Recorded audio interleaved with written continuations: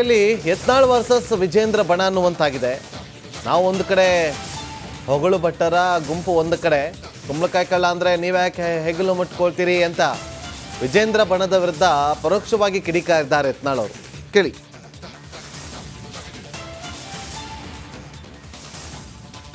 ಬೀದರ್ ಬಳಿಕ ಬೆಳಗಾವಿಯಲ್ಲಿ ವಕ್ಫ ವಿರುದ್ಧ ಏನು ಬಿಜೆಪಿಯ ರೆಬಲ್ಸ್ ನಾಯಕರು ಈಗ ರಣಕಹಳೆಯನ್ನು ಮುಳುಗಿಸಿದ್ದಾರೆ.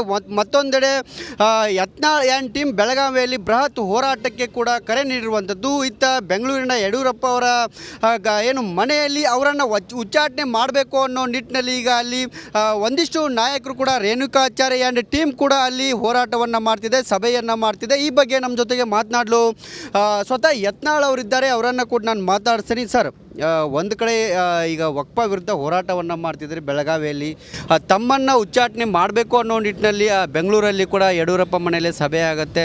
ಯಾವುದೇ ಕಾರಣಕ್ಕೂ ಅವ್ರನ್ನ ಉಚ್ಚಾಟನೆ ಮಾಡಬೇಕು ಅನ್ನೋ ನಿಟ್ಟಿನಲ್ಲಿ ಒತ್ತಾಯ ಮಾಡ್ತಿದ್ದೆ. ನಾ ಮಾಧ್ಯಮಗಳಿಗೆ, ಕರ್ನಾಟಕದ ಜನತೆಗೆ ಒಂದು ಮಾತನ್ನು ಹೇಳಕ್ಕೆ ಬಯಸ್ತಾ ಇದ್ದೀನಿ. ನಾವು ರೆಬಲ್ ನಾಯಕರಲ್ಲ.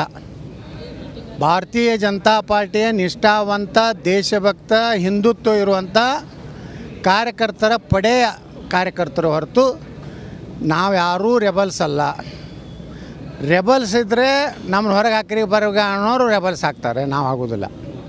ಸರ್, ನಿಮ್ಮನ್ನು ಉಚ್ಚಾಟನೆ ಮಾಡಬೇಕು, ತಮ್ಮ ವಿರುದ್ಧ ದೂರನ್ನು ಕೊಡೋದಕ್ಕೆ ಅಂತ ಹೈಕಮಾಂಡ್ ಕೂಡ ಭೇಟಿಯಾಗಿ ಬಿ ಜೆ ಪಿ ರಾಜ್ಯಾಧ್ಯಕ್ಷರು ಈಗಾಗಲೇ ಭೇಟಿ ಮಾಡಿ ಬಂದಿರುವಂಥದ್ದು.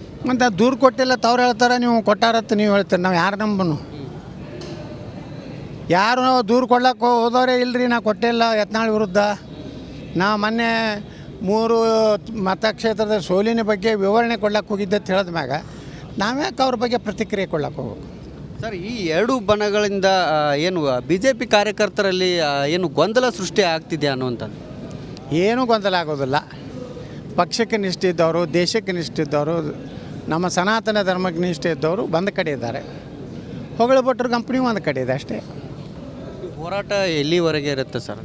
ಎಲ್ಲಿವರೆಗೆ? ಗೆಲ್ಲುವವರೆಗೆ. ವಕಫ್ ಕಾನೂನು ರದ್ದಾಗುವವರೆಗೆ ಈ ಹೋರಾಟ ಇರೋದೆ. ನಾವು ಕೂಡ ಸಂಜೆ ದೆಹಲಿಗೆ ಹೋಗ್ತಾನಂತ ಹೇಳಿದ್ರಿ, ಯಾರನ್ನು ಭೇಟಿ ಆಗ್ತೀರಿ ಸರ್? ನಮ್ಮ ಸಕ್ಕರೆ ಕಾರ್ಖಾನೆದು ಒಂದು ಕೇಸ್ ಇದೆ, ನಾನು ಹೋಗ್ತಾಯಿದ್ದೀವಿ. ನಮ್ಮ ತಂಡದವ್ರು ನಾಳೆ ಬರ್ತಾರೆ. ಅಲ್ಲಿಂದ ನಾವು ಜಾಯಿಂಟ್ ಪಾರ್ಲಿಮೆಂಟ್ ಕಮಿಟಿ ಸದಸ್ಯರನ್ನ, ಅಧ್ಯಕ್ಷನ ಭೇಟಿ ಆಗ್ತೀವಿ. ಈ ವಿಚಾರದಲ್ಲಿ ಹೈಕಮಾಂಡ್ ಏನಾದರೂ ಭೇಟಿಯಾಗಿ ಈ ವರದಿಯನ್ನು ಮಾಡ್ತೀರಾ? ನಮ್ಮ ಅಜೆಂಡಾದಲ್ಲಿ ಇಲ್ಲ. ನಾವು ಯಾರ ಬಗ್ಗೆ ಚಾಡಿ ಹೇಳಲಿಕ್ಕೆ ಹೋಗೋದಿಲ್ಲ. ನಾವು ಏನದ ನಮ್ಮ ಕೆಲಸ ಮಾಡ್ಕೊಂಡು ನಾವು ವಾಪಸ್ ಬರ್ತೀವಿ. ಡೈಲಿ ಭೇಟಿ ಬಳಿಕ ಹೋರಾಟ ಮುಗಿಯುತ್ತಾ ಸರ್, ಕಂಟಿನ್ಯೂ ಆಗತ್ತಂತ? ಇದು ನಿರಂತರ, ನಿತ್ಯ ನಿರಂತರ. ಇನ್ನು 2ನೇ ಹಂತದ ಹೋರಾಟ ಏನು ಮಾಡಬೇಕು ಅನ್ನೋದು ದಿಲ್ಲಿಯಲ್ಲಿ ನಾವು ಸಭೆ ಸೇರಿ ನಿರ್ಣಯ ಮಾಡ್ತೀವಿ. ಇದಿಷ್ಟು ಏನು ಬಸನಗೌಡ ಪಾಟೀಲ್ ಯತ್ನಾಳ್ ಅವರು ಹೇಳ್ತಿರುವಂಥದ್ದು. ನಮ್ಮ ಹೋರಾಟ ಯಾವಾಗಿದ್ದರೂ ನಿರಂತರವಾಗಿರುತ್ತೆ, ನಾವು ಹೋರಾಟವನ್ನು ಮಾಡ್ತೀವಿ ಮತ್ತು ಇವತ್ತು ಸಂಜೆ ದೆಹಲಿಗೆ ಹೋಗಿ ವರದಿಯನ್ನು ಕೂಡ ಸಲ್ಲಿಕೆ ಮಾಡುವ ಕೆಲಸವನ್ನು ಮಾಡ್ತೀವಿ ಅನ್ನೋ ಒಂದು ಮಾತನ್ನು ಕೂಡ ಹೇಳಿದ್ದಾರೆ. ಕ್ಯಾಮ್ರಾ ಪರ್ಸನ್ ಗುರುಪ್ರಸಾದ್ ಜೊತೆ ಮೈಲಾರಿಪಡಾದ್, ರಿಪಬ್ಲಿಕ್ ಕನ್ನಡ, ಬೆಳಗಾವಿ. ಇನ್ನು ಬಿಜೆಪಿಯಲ್ಲಿ ಬಣ ಬಡಿದಾಟದ ಕಾವು ಕಾವೇರ್ತಾ ಇದೆ. ಅತ್ತ ಧವಳಗಿರಿಯಲ್ಲಿ ವಿಜೇಂದ್ರ ಮೀಟಿಂಗ್ ಅನ್ನ ಮಾಡ್ತಿದ್ದಾರೆ. ಅಂದರೆ ಈಗ ಪವರ್ ಸೆಂಟರ್ ಆಗಿದೆ. ಆ ಧವಳಗಿರಿ ನಿವಾಸ ಪವರ್ ಸೆಂಟರ್ ಆಗಿದೆ ಒಂದು ಕಡೆ. ಮತ್ತೊಂದು ಕಡೆ ಬೆಳಗಾವಿಯಲ್ಲಿ ರೆಬಲ್ಸ್ ನಾಯಕರು ಸಭೆಯನ್ನು ನಡೆಸಿದ್ದಾರೆ. ಖಾಸಗಿ ಹೋಟೆಲ್ನಲ್ಲಿ Yatnal and team, rebels team meeting ಅನ್ನು ಮಾಡಿದೆ. ಸಭೆಯಲ್ಲಿ ಅರವಿಂದ ಲಿಂಬಾವಳಿ ಭಾಗಿಯಾಗಿದ್ದಾರೆ, ಕುಮಾರ್ ಬಂಗಾರಪ್ಪ, ಮಾಜಿ ಸಂಸದ ಪ್ರತಾಪ್ ಸಿಂಹ, ಮಹೇಶ್ ಕುಮಟಹಳ್ಳಿ ಭಾಗಿಯಾಗಿದ್ದಾರೆ.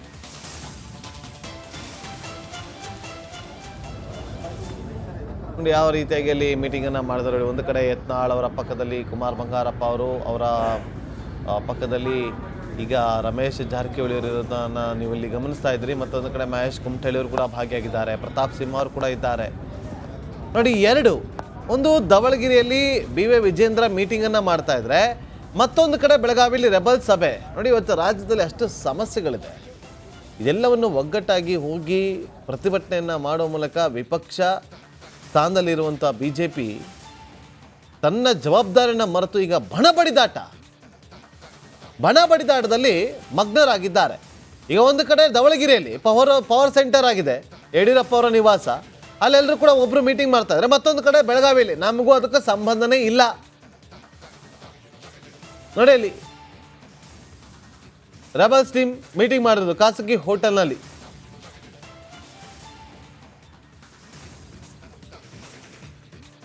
ಕೆಲವರು ಯಡಿಯೂರಪ್ಪ ಅವರ ಬಗ್ಗೆ ಮನ ಬಂದಂತೆ ಮಾತಾಡ್ತಾ ಇದ್ದಾರೆ ಕೂಡ. ಯತ್ನಾಳ್ ಹೆಗಲ ಮೇಲೆ ಗನ್ನಿಟ್ಟು ಗುಂಡು ಹೊಡಿತಿದ್ದಾರೆ. ಯತ್ನಾಳ್ ಅವರ ಹೇಳಿಕೆ ವಿಚಾರವಾಗಿ ನೀವೇ ವಿಜೇಂದ್ರ ಈ ರೀತಿಯಾಗಿ ಕೌಂಟರ್ ಕೊಟ್ಟಿರೋದು. ಬಿಜೆಪಿ ಬಡಿದಾಟದ ಬಗ್ಗೆ ವಿಜೇಂದ್ರ ಪ್ರತಿಕ್ರಿಯೆ ಕೊಟ್ಟಿದ್ದಾರೆ. ನನ್ನ ಬಗ್ಗೆ ದಾಖಲೆ ಇದ್ರೆ ಬಿಡುಗಡೆ ಮಾಡಿ ಅಂತ ಕೂಡ ವಿಜೇಂದ್ರ ಅವರು ಸವಾಲನ್ನು ಹಾಕಿದ್ದಾರೆ.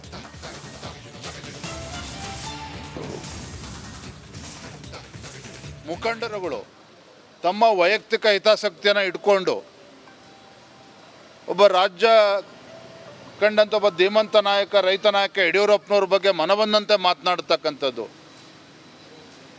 ಅಥವಾ ಇನ್ನು ಕೆಲವರು ಯತ್ನಾಳವರ ಮೇಲೆ ಹೆಗಲ ಮೇಲೆ ಅವ್ರ ಮೇಲೆ ಇವತ್ತು ಗನ್ನನ್ನು ಇಟ್ಟು ಗುಂಡು ಹಾರಿಸ್ತಕ್ಕಂಥ ಪ್ರಯತ್ನ ಕೆಲವರೇನು ಮಾಡ್ತಾ ಇದ್ದಾರೆ. ಇದು ಯಾವುದೂ ಕೂಡ ಪಕ್ಷಕ್ಕಂತೂ ಒಳ್ಳೆಯದಾಗೋದಿಲ್ಲ. ಕಾರ್ಯಕರ್ತರು ಮೊನ್ನೆ ಉಪಚುನಾವಣೆ ಸೋತಂತ ನಂತರದಲ್ಲಿ ಸಾಕಷ್ಟು ನೋವನ್ನು ಅನುಭವಿಸ್ತಿದ್ದಾರೆ. ಕೇವಲ 3 ಕ್ಷೇತ್ರ ಅಷ್ಟೇ ಅಲ್ಲ, ಇಡೀ ರಾಜ್ಯದಲ್ಲಿ ಕಾರ್ಯಕರ್ತರು ಭಾಳ ನೊಂದಿದ್ದಾರೆ ಆ ಫಲಿತಾಂಶದ ನಂತರ. ಇದನ್ನಾದರೂ ಕೂಡ ಅರ್ಥ ಮಾಡಿಕೊಂಡು ನಾವು ಒಗ್ಗಟ್ಟಾಗಿ ಇವತ್ತು ಆಡಳಿತ ಪಕ್ಷನ ಎದುರಿಸಬೇಕಾಗ್ತದೆ. ಚಳಿಗಾಲದ ಅಧಿವೇಶನ ಕೂಡ ಪ್ರಾರಂಭ ಆಗ್ತದೆ. ಈ ನಿಟ್ಟಲ್ಲಿ ನಾವೆಲ್ಲರೂ ಕೂಡ ಒಟ್ಟಾಗಿ ಹೋಗಬೇಕು. ವಿಜೇಂದ್ರನ ಬದಲಾವಣೆ ಮಾಡ್ತಕ್ಕಂಥ ಪ್ರಯತ್ನ ಮಾಡಲಿ, ಇನ್ನೂ ಹೆಚ್ಚು ಜನ ಸೇರಿಸ್ಕೊಳ್ಳಿ, ಅದ್ರ ಬಗ್ಗೆ ನಂದೇನು ಅಭ್ಯಂತರ ಇಲ್ಲ. ಪಕ್ಷದ ವರಿಷ್ಠರಿಗೆ ಸ್ಪಷ್ಟತೆ ಇದೆ. ರಾಜ್ಯದಲ್ಲಿ ಸಂಘಟನೆ ಯಾವ ದಿಕ್ಕಲ್ಲಿ ಹೋಗಬೇಕು ಅನ್ನೋದ್ರ ಬಗ್ಗೆ ಕೂಡ ಸ್ಪಷ್ಟತೆ ಇದೆ.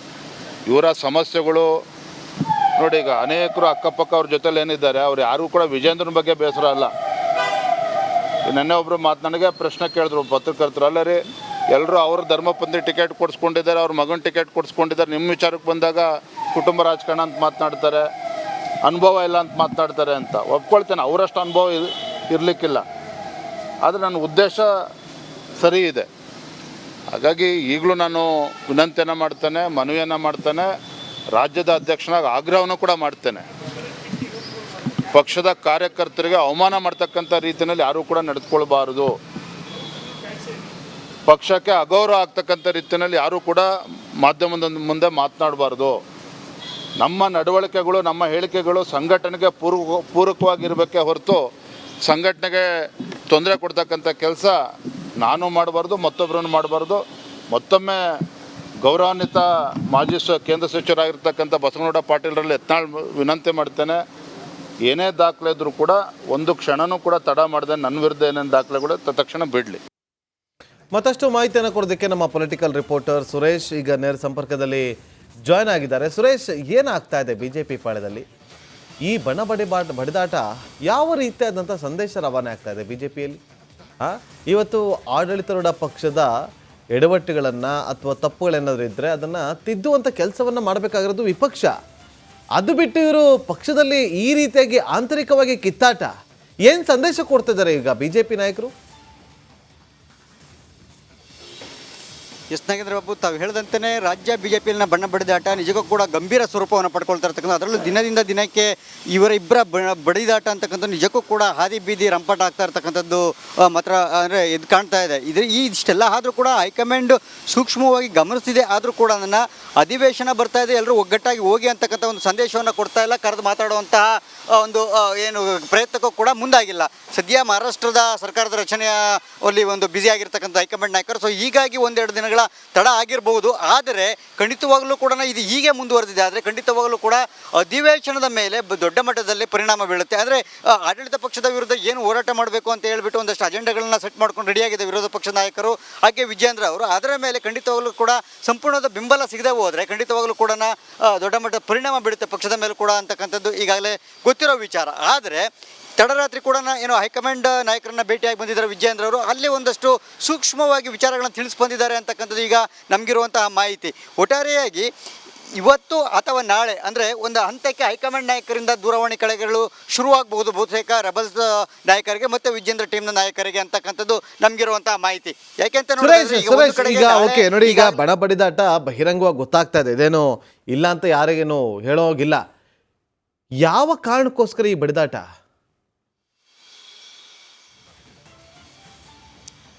ನೋಡಿ, ಇಲ್ಲಿ ಮೊದಲು ಮೂಲ ಇಲ್ಲಿ ಆರಂಭ ಆಗಿರೋದು ಇಲ್ಲಿ ಅಂತ ತಿಳ್ಕೊಳ್ಳೋದಾದರೆ, ಆರಂಭದಲ್ಲಿ ಯತ್ನಾಳ್ ಅವರಿಗೆ ಮಂತ್ರಿ ಸ್ಥಾನ ತಪ್ಪೋಗುತ್ತೆ ಯಡಿಯೂರಪ್ಪನವರ ಅವಧಿಯಲ್ಲಿ. ಯಾವಾಗ ಮಂತ್ರಿ ಸ್ಥಾನ ತಪ್ಪುತ್ತೆ ಅಲ್ಲಿಂದ ಯಡಿಯೂರಪ್ಪನವರ ವಿರುದ್ಧ ಶುರುವಾಗುತ್ತೆ ಯತ್ನಾಳ್ ಅವರ ಒಂದು ವಾಗ್ಯುದ್ಧ ಎಲ್ಲವೂ ಕೂಡ. ಅಲ್ಲಿ ವಿಜೇಂದ್ರ